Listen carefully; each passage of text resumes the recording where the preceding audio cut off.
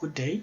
In this video I'm going to demonstrate for you a stamping process. As you can see that we have a package over here that needs to be directed and to be channeled using this bracket until it gets to the sensor there.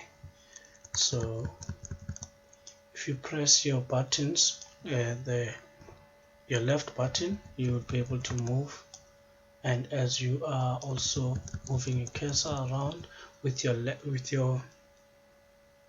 right click, you should be able to move around like this, right? Initially I had another sensor that was here at the top. So which sensor is it that I'm talking about? This sensor here, it was located above here. So now I had to remove it because the system or the stamper is designed to go back to its retracted end position, which is this position. And if we have a sensor there and it is being activated, even if the sensor or the cylinder is extended, therefore it defeats the purpose of what we are trying to do. So now it is best to leave it like this without a sensor there. The sensor that was here, it's not supposed to be here, therefore it had to be removed. Then in other words, we have 4 sensors instead of 5 sensors. Okay, and moving along, now we're gonna write our program. As you can see, I've configured our inputs based on the inputs under here.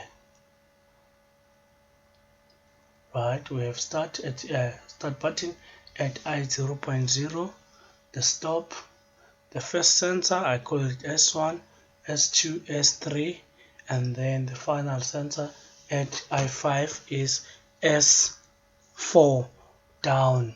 So meaning that I'm indicating the vertical position of the sensor, which is the sensor there, right? Okay, and then next up we have the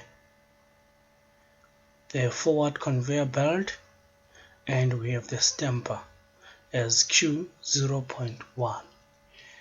The system is designed to accommodate only one direction, meaning when this cylinder extends and you cut that signal or that latching signal, the cylinder will retract to its original position. It has been noticed that it is a common principle in most industrial softwares that I have covered, which I covered Ceros and this one Factory IO. Okay, then moving along, I have the memory 0, the memory 1, and timer 0. These ones I will use almost at the end of my video. Okay, then next up, I have drawn a small circuit where I have my start button, my stop button, and I would like to emphasize that it is always important or imperative to always have your stop button after the OR gate. Your stop button needs to come after the OR gate. It's very important. This is an OR circuit here. This is an OR circuit. Then this right here, it's an AND circuit. And then the other sensor that is incorrectly positioned is S1, because if you look here, S1 is active, which is diffuser 1. S1 is active. So now, as soon as the conveyor belt starts to move, S1 will be deactivated. Therefore, S1 won't serve any good, since, well, as soon as the S1 gets deactivated, the system will stop running. Therefore, S1 needs to come here before this joining of the OR and the AND. So I'm going to safely delete this S1 by clicking on it and then delete, and also to try and avail it here. Right, so my S1 is my I 0.2. okay, and then you can simply close here for argument's sake. Right, now we have a system like this. It should go forward and be able to stop at any given point, and also to be able to stop at S2. So now, why S2 is normally closed in this case, and why is the stop button normally open? The reason behind that is that on the normal state, the stop button is normally closed. Therefore, if you put it here as a normally closed, it will do the inverse of that, meaning that it's going to be the normally open and there won't be any signal that is able to pass, similarly to the S2. The S2 is a normally open by nature. Then if you put it here as a normally open, it will only function when you press it. But what we're saying is that when this package reaches the S2, we want the signal to cut. Therefore, we are placing this one that is normally closed so that when it's active, it could be opened. This one at the current moment, it's active, and only when we are pressing it, it will open so that it stops the system. Okay, so now I'm quickly gonna download this by going to PLC, send all blocks. Right, and then you click yes to all the questions that are asked. Then you click on run, then you click on monitoring. Right, and then after that, you see the stop button is highlighted in pink. It means that there's signal. Then you come over here, you click back, right, and you click on start. Right, and your package goes down, as you can see. Then I'm going to change, alright, the orbit, from the orbit to the camera that operates like a drone, so that I could see other stuff. So if you are able to notice something, this sensor over here is active. You see it's highlighted in a different color. Apart from these ones, it's yellow. And then we have our stop and the start button. Let's press our stop button and observe what happens. You see the stop button changes color also there. It changes color. Look at S1. S1 is, it shows that S1 it is active. So it means that this is a good sign. Alright, then let's press start button. When you press this button, first the diffuser deactivates. Then secondly,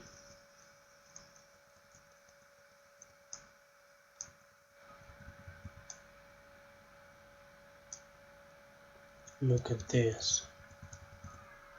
Then the conveyor belt reach its stop, meaning when it reaches S2, it should stop. Then we can still cut that signal again.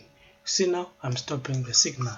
So the whole signal, when you press stop, it's able to cut. But nevertheless, now this needs to be able to go down and punch our product. As you can see here where we are, we should be able to be punching. Alright, so now when S2 is active, now we'll take it from there. When S2 is active, you just click on this line and it will make this dotted line, it will change to be dotted. Then you click on a normally open, then you go to start with a new operation, and a new operation will come. That is your S2, which is your I0.3. Then you click enter like that. Then when this is active, what do we expect to happen? We expect that the cylinder can extend. Alright, but first In order for the cylinder to extend, we are supposed to put our stop button. It is very imperative to always include your stop button so that you can cut any process at any given point. It is our emergency stop button. Therefore, it is supposed to always and always be able to stop. Alright, then moving along, we need to have the sensor here, the diffuser 4, S4. If you look here, S4 down is I5. Then you put it as normally closed, I 0.4. Right, actually 5. Then you find it as S down. Then you have your cylinder extending, meaning your stamper. Then that is your Q 0.1. Right, and this has no loop, it has no latching mechanism in it. Then this is how we latch, by clicking here and then by also closing the loop. So these two combined, this is a representation of your Q 0.1. So when this one is active, this one will retain the signal. So this is our retainer. This is an official retaining signal, globally recognized also. Okay, so what it means now is that when this is active, we are expecting that the diffuser should deactivate and go up. Do you see that? And go up. Alright, so let's load this program. It is always imperative to write your program bit by bit so that you can know. You see, that's how we're stamping it. So but you see now it doesn't monitor, it doesn't deactivate fully. So one of the reasons is that the sensor S2 is continuously active and it's continuously calling for the stamper to come down. It's constantly calling the stamper to advance, or the cylinder on the stamper to advance. Do you see that? So now it's going to play like this until infinite. How do we need to do that?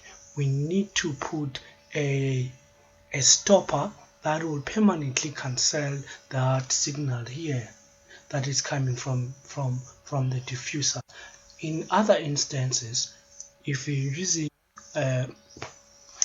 or if you understand, you can put an end edge trigger here, but I've attempted using it and I failed. I couldn't use it, but for this exercise I'll just press stop for now. Okay, even the stop is not honored. As you can see, the stop button is not honored, so it means that the stop, in order for us to win, we need to put the stopper with a latching. So that's the stopper that can save you in this case. Otherwise you can cut your process. Alright, so let's stop. So it's one of the things that I am currently tempted to change, to put the stopper with a latch so that the stopper can automatically hold on whenever emergencies occurs. So I am also gonna amend it. Let me amend it because I can see that this one is not saving me.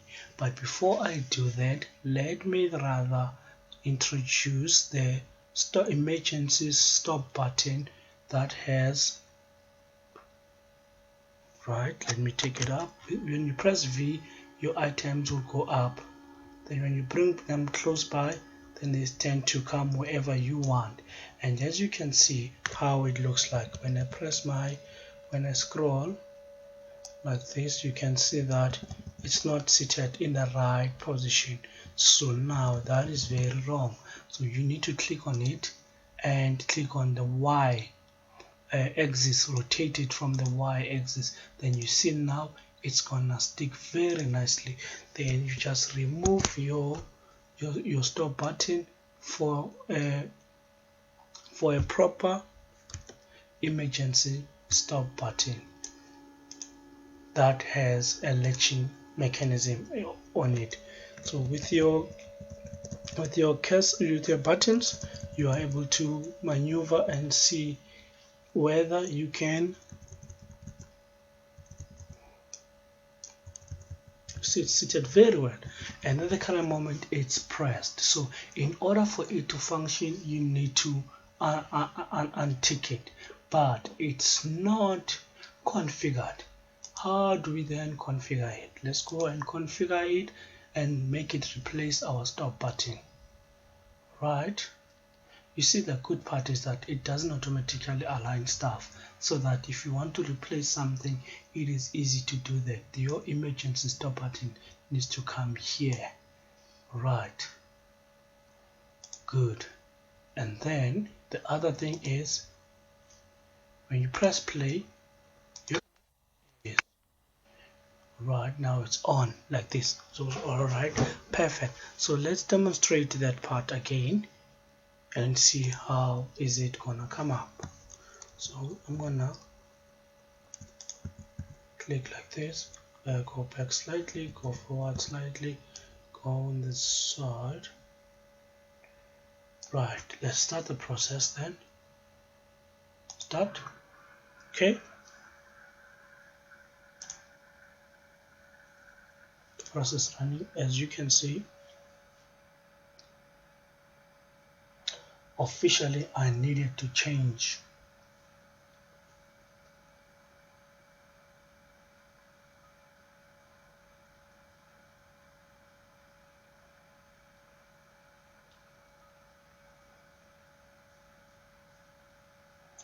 Okay, let's let our stamper come.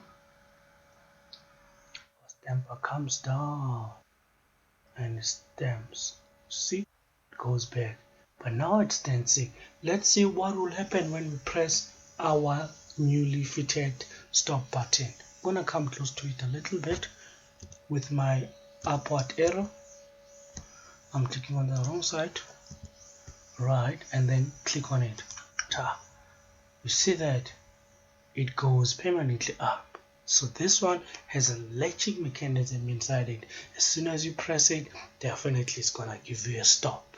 You see that? Until, if you had a reset, you would reset everything, but a reset is not imperative for this exercise. Okay, so now we could see that this it's dancing, so we need to stop that from going up and down.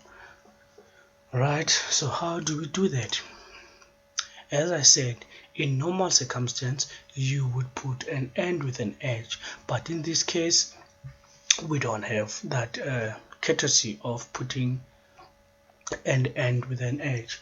Therefore, what we would do, we would create through memory, would create a retaining signal similar to this one that will come here and become the inverse of the signal created, will come and sit here as an inverse. And as soon as that signal is on, the S2 will lose all the power it has.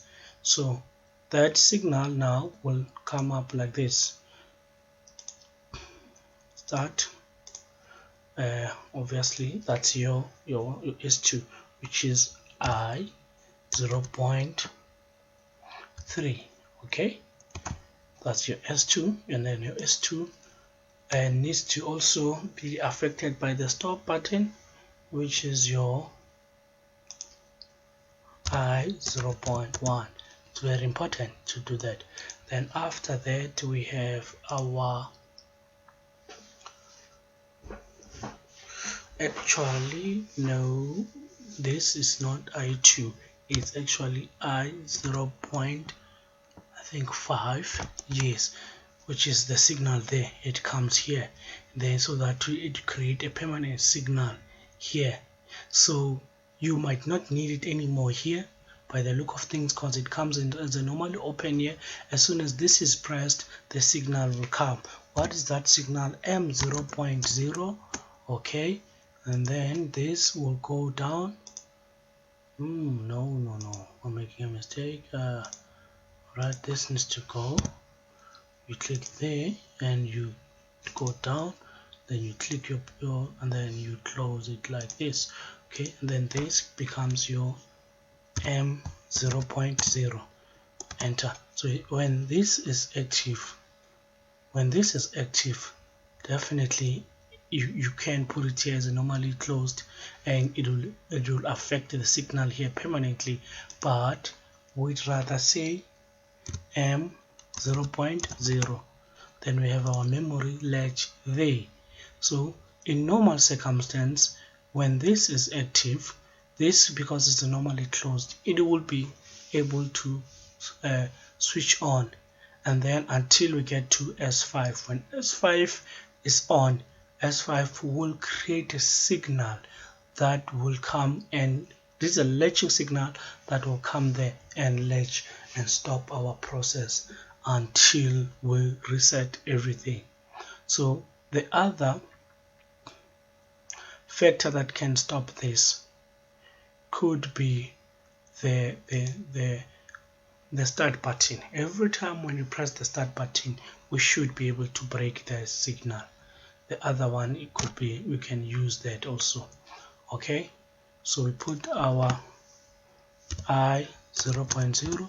Our start button is normally closed so that it can gain power to turn off this signal. Right, then let us now download this program. All right,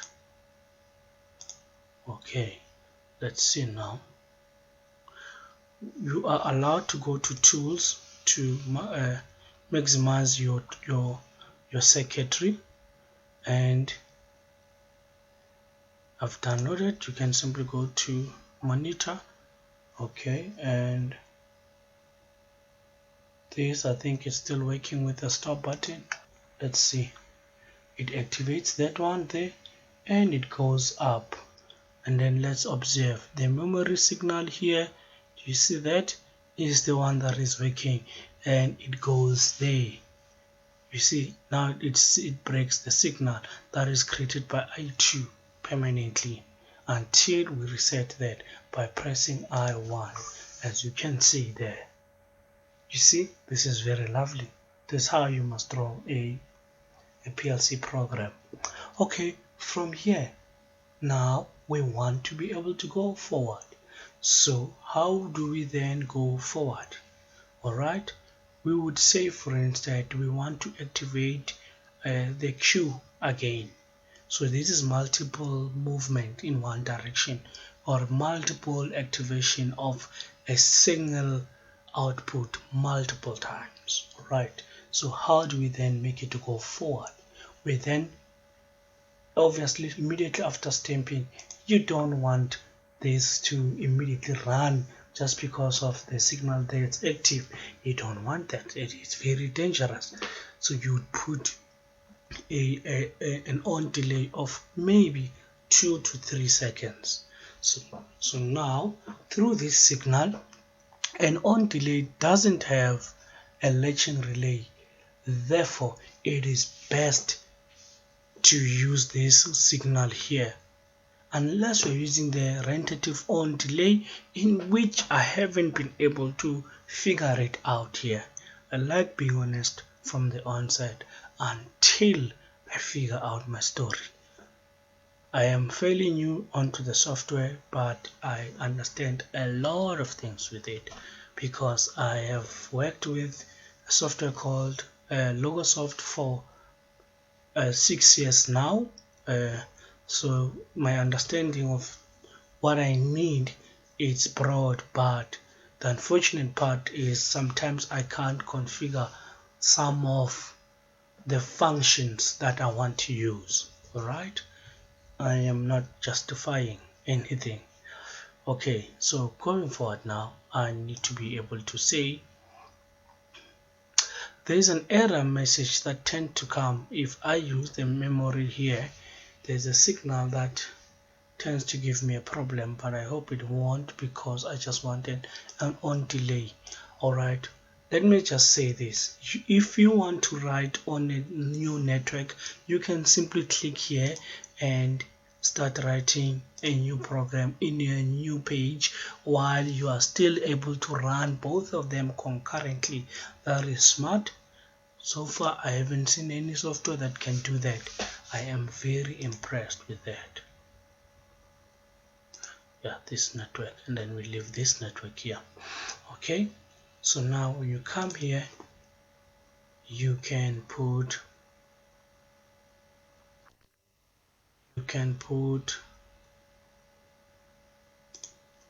a this like this, and then this will become either, it must be your memory latch here. Alright, so the M 0.0, enter. You see it goes there. It says you can add here. Okay, which I would attempt for this video to add. Where's my timer? Time delay. I'll add it there. So I'll open my timers, and then here's my time delay. I'll drag my time delay and put it there. Should allow me. You started this. So now the signal will activate the timer. So now the timer now is T0, enter. Okay, and then here we need to memorize the numbers that are written here. It's S5T hashtag 2 seconds. So I'm gonna increase it to 4. So it's gonna be S5T hashtag 4 seconds, enter. Right, then when the timer now runs, it must activate. After the timer elapsed, it must start this to run forward again. So now it can't go forward again directly from here, unfortunately. Somebody would say, let's rather do this. Start again on new like this, and have your output here as your Q 0.0, and then this one will be your timer T0, the outcome of your timer, and then this one will be going down, connecting, and then going up. This would be,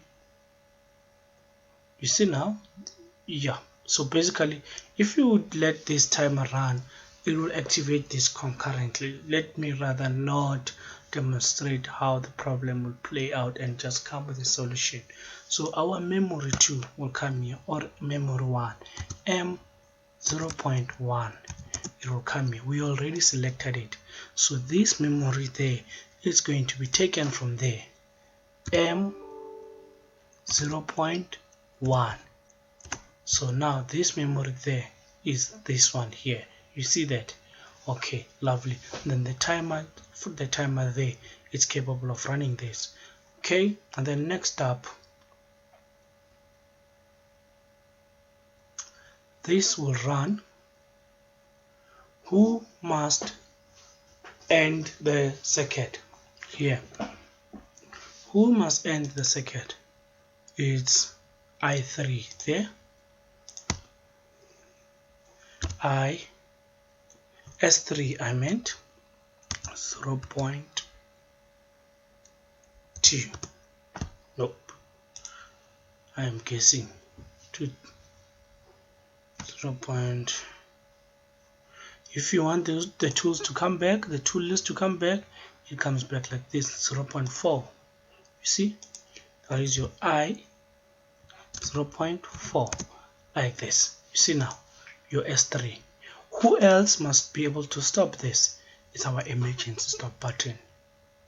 Even if it is able to stop here, yeah, the emergency stop button will affect here. So here, let it stop through this. Let it stop through this, and then after that, it will stop temporarily. the so we can avail this RS3 here so that it can help to break the signal here permanently. Yes, let's just avail it there as also, which is I 0.4. You're not losing anything by doing this. I 0.4. Right. So basically I don't need this one here. Yep, I don't need it there. Yep, this is fine. I'm happy like this. These arrows, I hope they won't give me issues. It's my first time coming across them. I hope there's no major issues with them. Let me then download send all blocks. Yes, yes, thanks God, there's no error. Okay, and our conveyor belt, it just ran off, which is not a problem. Let's wait and see. Okay, okay, both these ones are running. Both they are running. Even that, is it on monitoring? Okay, I'm gonna put it on monitor. Both of them they are running. Let's see how far it's gonna go. And it's not gonna stop, but it's not a problem. Let's then start it afresh and see what is gonna happen. Okay, no movement. When you press there, you do get a signal. Alright, let's see that. Oh, see now our signal comes through memory 1. Here's memory 1. Then it goes to our output. Okay, let's see our product.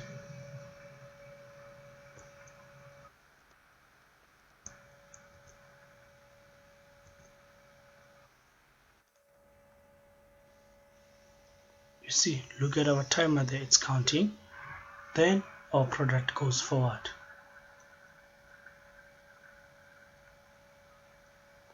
Alright, something that I'm picking up is that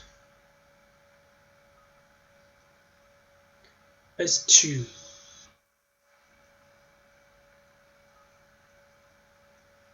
this thing is running also here. Alright, let's stop it. Okay, there is no signal that stops this thing again. So what I can suggest is I need to put my S3 also there. Right, normally closed. I 0.4. Right, S3 there again. So I believe this time around this should be fine. This and that. Okay, this side send blocks. Okay, alright. Okay, and then monitoring. Alright, let's see.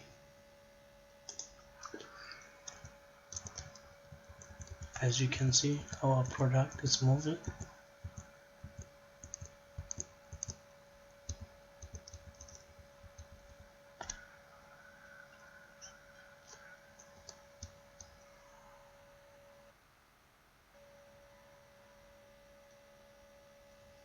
Alright, our counter's counting. Alright.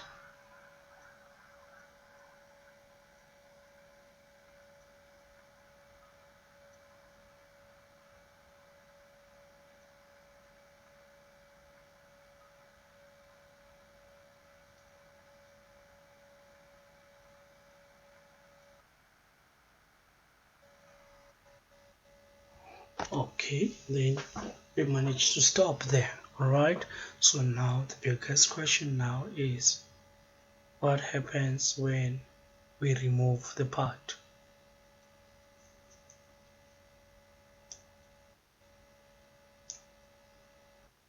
The two signals have stopped. This is what you want to see. Then your program is deemed correct and final. So let me just run it one more time for those who might not